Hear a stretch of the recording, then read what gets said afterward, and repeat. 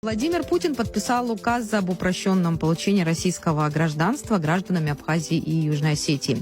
О значении этого указа и процедуре будем подробно говорить в нашей студии с министром иностранных дел Олегом Барцец. Олег Мсасович, приветствую. Добрый день. Спасибо большое, что здесь с нами в нашей студии. Рад опять здесь находиться. Олег Мсасович, наверное, начнем с того, как вы вообще восприняли эту новость. Для вас, может быть, это не было новостью, но для многих граждан Абхазии это... Разумеется, мы ожидали этого решения президента Российской Федерации Владимира Владимировича Путина. Этому предшествовала серьезная работа со стороны обеих стран. Как известно, указ, который подписал президент России, который опубликован 17 мая и вступил в силу непосредственно с момента публикации, он принят согласно формулировке в целях защиты прав и свобод граждан, а также в развитии соглашения, в соответствии с соглашением об двойном гражданстве, которое было подписано в свое время с Российской Федерацией, а вот совсем недавно мы обменялись ратификационными грамотами, подтверждающими это соглашение. И, наконец, завершающий этап – это указ президента, как я уже сказал, об упрощенной процедуре выдачи получения гражданства Российской Федерации для граждан Абхазии. Для нас это крайне важное значение имеет, поскольку существенно облегчает жизнь для граждан Республики Абхазия. Без преувеличения хочу сказать, что значение этого факта, этого указа сложно переоценить. Как известно, вот в состоявшихся встречах между президентами Российской Федерации и Республики Абхазия Владимиром Путиным и Бадрой Гумба были достигнуты договоренности о том, что по возможности необходимо ускорить этот процесс, и результат не заставил себя ждать. В соответствии с этим указом мы получаем довольно серьезные подвижки для обеспечения удобства всевозможных плюсов в жизни, жизнедеятельности граждан нашей страны. Но процедура выдачи уже началась или нет? Уже люди интересуются, есть желающие? Разумеется, мы понимаем, что интерес значительный, очень большой интерес со стороны граждан нашей республики. Этим указом Владимир Владимирович Путин поручает правительству Российской Федерации сформировать предложение и организовать практическую выдачу в упрощенном режиме паспортов для граждан Республики Абхазия. Хочу отметить, что в этом указе предусмотрены значительные подвижки для облегчения процедуры получения российского паспорта. Теперь для граждан нашей страны исчезают такие требования, как проживание не менее 5 лет на территории Российской Федерации, необходимость сдачи экзамена по языку, по истории России. Этого всего для граждан нашей республики не потребуется. То есть в этом и состоит смысл упрощенного получения российского паспорта. Что касается непосредственно технической стороны этого вопроса, то ее определят органы государственной власти Российской Федерации. Поэтому и поручено правительству России принять все меры для того, чтобы организовать фактический процесс выдачи российских паспортов. Особо хочу отметить, что граждане Республики Абхазия, которые находятся на территории республики, могут обратиться в диппредставительство Российской Федерации, то есть в посольство. И после того, как посольство определит порядок и сроки начала выдачи паспортов, получить там в упрощенном, как я уже сказал, режиме этот российский паспорт. Те же, кто находятся за пределами Республики Абхазия, проживают временно либо постоянно на территории Российской Федерации, могут обратиться в соответствующие структуры Министерства внутренних дел Российской Федерации, и выдача таких паспортов будет организована непосредственно вот в этих местах. Еще одно соображение, которое я обязан довести до наших слушателей и зрителей, это то, что правом на получение российского паспорта, паспорта гражданина России, обладают граждане Абхазии, которые достигли 18 лет и которые на дату 26 августа 2008 года являлись гражданами Республики Абхазия. Вот, в сущности, основные параметры взаимодействия наших двух стран по этому важнейшему для наших граждан вопросу.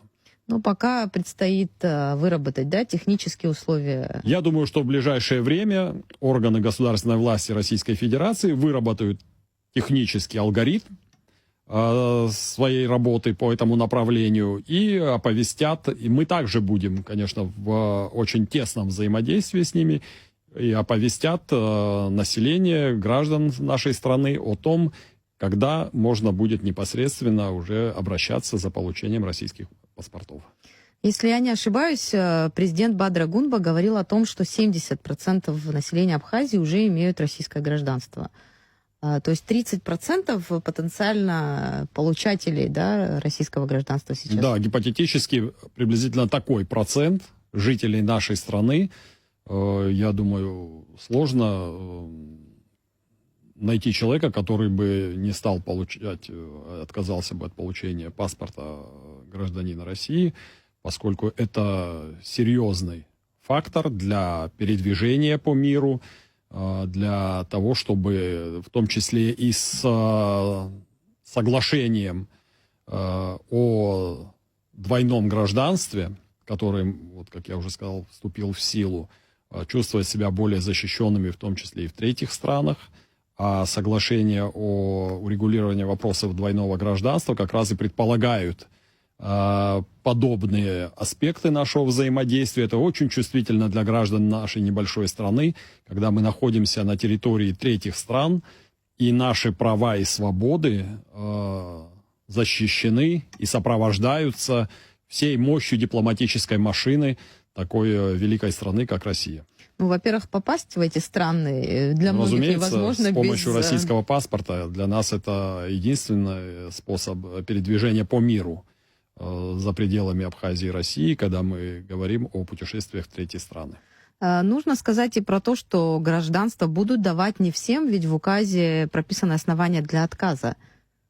Возможно, и какой-то небольшой мизерный процент, но тоже попадет, об этом тоже нужно сказать. Разумеется, это прерогатива целиком и полностью российской стороны. Предоставление гражданства своей страны – это прерогатива органов государственной власти России. Я уверен, что если и будет такой процент, то он будет совершенно мизерным. Это касается людей, наличия сведений, там, если причастность к экстремистской или террористической деятельности, либо действующие судебные решения о блокировке операций по банковским счетам заявителя. Разумеется, сегодня это очень актуально. Вот такая есть тоже информация в указе, но надо сказать и о том, что вот основное требование – это наличие гражданства Абхазии в 2008 году. 26 августа 2008 года, на дату признания суверенитета нашей страны со стороны Российской Федерации. Люди задают вопрос, как мне подтвердить наличие моего гражданства? Совершенно Допустим, правомерный вопрос. Просрочился, что нужно для этого сделать? Но просроченный паспорт – это основание для того, чтобы его продлить. Главное – иметь подтверждающие документы на момент, вот как я уже сказал, оговоренной даты. В настоящее время, я думаю, будет проработан перечень тех вопросов, которые подлежат взаимодействию с абхазской стороной, что именно мы будем признавать, наши российские коллеги будут признавать в качестве неопровержимых доказательств того, что данный гражданин имел гражданство Республики Абхазия. Да, потому что просроченный паспорт хранить мы и не обязаны. Разумеется. С другой стороны, я хочу сказать, что все паспорта, которые выдаются, которые выдавались, они хранятся в базе данных. И поэтому установить подлинность таких притязаний заявителя вполне возможно и достижимо. Ну, еще тогда нужно сказать отдельно про жителей Галского района, да, у кого были проблемы там с гражданством, кого-то временно оставили без паспорта, потом он получил, и вот с этими гражданами тоже может возникнуть путаница. Разумеется, здесь есть достаточно серьезный объем для совместной работы, и в том числе для работы наших компетентных органов. Я думаю, что нам хорошо известно количество граждан Абхазии, проживающих в Гальском районе, которые сегодня имеют законные основания считаться гражданами Республики Абхазия, которые имеют подтверждающие документы. Это не такое уж большое число паспортизированных граждан, и я думаю, что здесь есть поле деятельности для наших компетентных органов. Но в любом случае нужно ждать сигнала, весь необходимый перечень, и, по вашим словам, это должно произойти уже в ближайшем. Я уверен, что правительство России, уполномоченные структуры, они не будут тянуть с этим вопросом. Мы находимся во взаимодействии с дипломатическим представительством Российской Федерации в Республике Абхазия, с нашими коллегами, российскими дипломатами, с которыми у нас сложились уже устойчивые рабочие и дружеские отношения. Конечно, будем немедленно информировать наших граждан, наше население о тех сроках, датах, которые позволят уже приступать непосредственно к работе. Но многие, прочитав указ, восприняли это так, вот те, кто в России находится, что там уже можно сдавать документы и получить. То есть эта процедура, которую должны утвердить, касается в том числе и отделения МВД России. Вот они тоже пока технически не готовы. Указ президента – это основание, поручение для соответствующих структур правительства Российской Федерации для того, чтобы начать работу в этом направлении. Технический, технологический цикл обеспечения этого процесса, конечно, прерогатива российской стороны, правительства и правительственных структур Российской Федерации. Олег Мсасович, я подозреваю, что будут очереди, потому что я в свое время вспоминаю, как мы простаивали в очередях, желающих много. Вы думали, может быть, о том, как сделать так, чтобы минимизировать, вот такие вот в данном случае, вещи. Опять повторюсь, это часть работы наших российских коллег. Разумеется, мы будем содействовать им в полном объеме. Уверен, что удастся наладить такое конструктивное взаимодействие между правительственными структурами Республики Абхазия и нашими российскими коллегами. Сделаем все возможное для того, чтобы облегчить процесс получения российских паспортов для наших граждан. Но тут приведу в качестве аналогии недавно принятое решение о замене, о выдаче российских удостоверений для автолюбителей, для водителей, водительских прав. Это также решение было достигнуто в результате договоренностей во время встречи Владимира Владимировича Путина и Бадра Зурабовича Гумба в Москве. Я считаю, что прям молниеносно было проработано это решение, и процесс запущен. Поэтому я думаю, что также и в этом случае мы наладим такое конструктивное, оперативное взаимодействие. А с точки зрения политики этот шаг что означает? Вообще какая-то реакция международного сообщества? Пока что вот такой острой критики я не видела. Я также сегодня не обнаружил никаких протестов, никаких серьезных заявлений на этот счет. Я думаю, что это проявление того, что в мире прекрасно осознают новые параметры реальности. Стратегическое союзничество России и Абхазии – это необратимый процесс. Наше сотрудничество носит глобальный, всеобъемлющий характер, и это еще одно подтверждение тому, что наши отношения на такой хорошей высоте находятся. За последнее время уже 2 встречи президентов.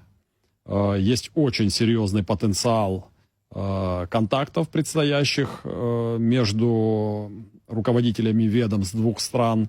Есть множество приглашений в различные форматы, для участия в различных форматах, в том числе и очень престижных и значительных масштабных форумов. Поэтому я думаю, что этот процесс будет иметь только тенденцию к нарастанию. Мы будем и дальше сотрудничать с нашим главным партнером, с нашим стратегическим союзником. Это главный залог достижения нашего устойчивого развития. Если вообще говорить о тех возможностях, которые открываются благодаря вот этому указу, много ли, может быть, есть обращение в Министерстве иностранных дел Абхазии? Допустим, людям надо выехать по состоянию здоровья, получить какое-то лечение за границей. Вот это было препятствием. Вот подобных обращений Разумеется, много? консульский отдел, как и весь коллектив Министерства иностранных дел, работает с полной самоотдачей. Это постоянный процесс, это жизнь, это живая, обыденная жизнь наших граждан. И, конечно, мы всячески стараемся в каждом конкретном случае войти в положение гражданина и при наличии возможностей обязательно попробовать облегчить ту или иную ситуацию, в которой находятся наши граждане, жители нашей страны. Поэтому, разумеется, и дальше будем так продолжать. Сегодня идет такое взаимодействие. Наши российские коллеги постоянно во взаимодействии с нами. И хочу без лишней скромности сказать, что не единоличные случаи имеют место, когда мы совместными усилиями все-таки решаем вопросы по каждому конкретному гражданину, который попал в ту или иную жизненную ситуацию. Это нормальный двусторонний рабочий процесс, и наши российские коллеги ведут в нем себя как подлинные партнеры и друзья. Но снимутся ли вот эти проблемные вопросы? Разумеется, часть, по крайней мере. огромная часть проблем, она будет снята при помощи вот упрощенного процесса получения российского паспорта. Масса наших людей, которые не успели, либо по каким-то причинам не смогли обратиться в свое время за получением российского паспорта, а от этого страдают конкретные какие-то их задачи, их жизненные ситуации и так далее. Разумеется, как я уже сказал, значение трудно переоценить. Мы основывались в своей работе, и те вопросы, которые мы озвучивали нашим российским коллегам, и они это прекрасно понимают и учитывают, руководствовались именно потребностями, именно необходимостью облегчить жизнь наших граждан. Но люди, достигшие пенсионного возраста, сейчас задаются вопросом, те, кто не успел получить гражданство, сейчас может получить, попадают ли они под вот эту категорию социальную, которая сможет получить пенсионное обеспечение, распространяется ли на эту категорию граждан, будет ли распространяться? Это, конечно, прерогатива российской стороны, которая определится во взаимодействии с нашими двусторонними договоренностями. Гражданин Российской Федерации, который получит в упрощенном порядке и подходящий по возрастным критериям, разумеется, становится таким же абсолютно оправданным, абсолютно легитимным претендентом на получение пенсионных выплат со стороны России. Вы сказали, что это результат такого тесного сотрудничества, хорошего сотрудничества. Что дальше?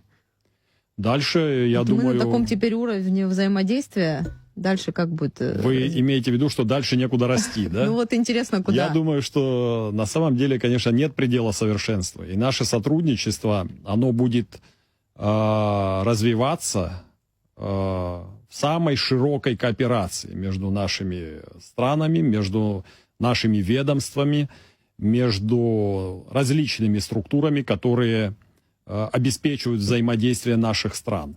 Я думаю, что более тесное сотрудничество, в том числе не только с федеральным центром, но и с регионами России, я этому придаю очень важное значение. Это колоссальный потенциал. Регионы, успешные российские регионы, которые обладают колоссальным потенциалом экономическим, интеллектуальным, технологическим, образовательным. Мы уже это видим по сегодняшнему взаимодействию. Они охотно делятся с нами своими наработками, своими возможностями. довольно высока степень взаимодействия, интенсивность взаимодействия с регионами России. Думаю, что вот в этой плоскости лежит очень серьезный такой пласт для развития, для того, чтобы мы могли взаимодействовать для достижения своих целей, повышения своих стандартов во многих областях нашей жизнедеятельности. Будем укрупнять это сотрудничество, будем углублять его, делать его еще более интенсивным. Вот та активность, которую сегодня развивают наши руководители, те частые приезды и визиты нашего друга, без преувеличения могу сказать, первого заместителя главы администрации президента России Сергея Владимировича Кириенко, конечно, придают очень серьезный новый импульс для многих процессов. Посмотрите, насколько широко сейчас вовлекли молодежь. Это же очень серьезный фактор. Это колоссальный потенциал. Именно вот эта молодая энергия и компетенции, тот багаж знаний, который они получают, в том числе и в российских вузах первоклассных, они способны очень серьезный эффект дать, многое преобразовать вокруг себя вот этими своими качествами. Это тоже очень серьезная часть работы, и на нее я очень большой, хороший расчет ставлю. Думаю, что это принесет свои результаты и не замедлит ждать себя. Но в первую очередь речь идет о взаимодействии на уровне молодежи и туризма. Может быть, и другие сферы, вот как вы видите, получают новый импульс вот, во взаимодействии? Разумеется, это же заметно невооруженным глазом. Посмотрите, насколько оживилось взаимодействие в плане взаимодействия в сфере здравоохранения. И новое оборудование, и постоянные приезды и министра здравоохранения. Вот, диспансеризация масштабная, которая... Масштабнейшая диспансеризация, снабжение первоклассным оборудованием наших медицинских центров. Это все звенья одной цепи. А что может быть дороже здоровья нации? Это один из примеров вот еще одного направления взаимодействия. Образовательные программы. Недавно только посетила правительственная делегация Абхазии Тавриду, посмотрели вот этот современнейший кластер, и уже начинается взаимодействие по линии поездок туда наших молодых людей, наших студентов, школьников. Это все такие ростки, которые дадут всходы уже в скорой перспективе. Я думаю, это очень важное направление. Ну и конкурс управленцев, который мы все наблюдали, и плоды которого уже вот можно увидеть. По сути, создан прецедент, когда на конкурсной основе избираются, назначаются управленцы, которые прошли определенную систему отбора. Не по политическим критериям, не по принципу личной или корпоративной лояльности. Я не хочу, так сказать, призывать к какой-то всеобщей эйфории, но у меня есть в этом плане такие довольно устойчивый оптимизм и серьезные надежды. Хотя у многих был такой скептицизм, потому что масштабы России, проект, который реализовывается в небольшой Абхазии, где практически все друг друга знают, но, как оказалось... Я уверен, что, по крайней мере, очень надеюсь, что те молодые управленцы, которые пришли в результате отбора на этом конкурсе, они зададут очень такую высокую планку. И нам не придется за них краснеть, а будем гордиться достижениями тех ведомств, тех сфер, которыми они будут руководить. Ну и другие конкурсы на другом уровне. Вот вы про Тавриду сказали, там очень много заявок. Кстати, сегодня мы еще будем об этом говорить и узнавать, какое точное количество. Но знаем, что много желающих молодых людей принять участие в таком конкурсе. Это хороший показатель. Плюс еще надо отдельно сказать и про то, что молодежь Абхазии, выпускники имеют возможность по квотам России получить образование в лучших российских вузах. Разумеется. Наш потенциал, который мы можем задействовать, он, конечно, базируется в том числе и на прекрасном образовании. как на образование, которое предоставляет наши отечественные вузы, Абхазский государственный университет, так и первоклассные вузы Российской Федерации. Это крайне важное направление нашей деятельности. Олег Мусасович, большое вам спасибо, что были с нами в студии, ответили на наши вопросы. Благодарю. Спасибо.